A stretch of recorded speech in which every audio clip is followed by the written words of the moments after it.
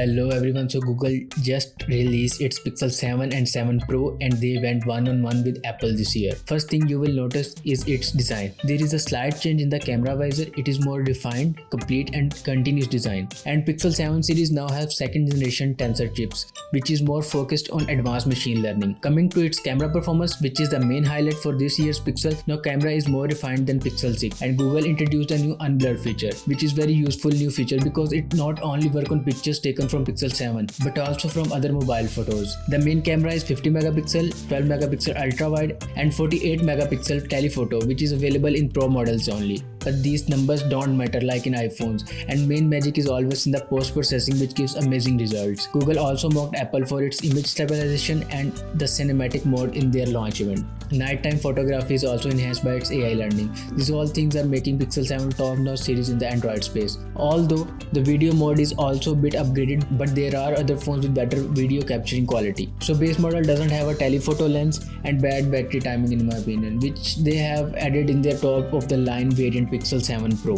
Base variant have a little more bezel, but it's okay because it is available for just $599 and giving you internal specification as Pro model except some RAM and camera. About other specs, they are all little upgraded and refined like other phones, nothing new to talk about. And its Antutu benchmark, I added a screenshot from Mr. Who's the Boss video, which are actually good and equals to about Snapdragon 865. But with this much optimized OS, you are really getting good combo for overall performance.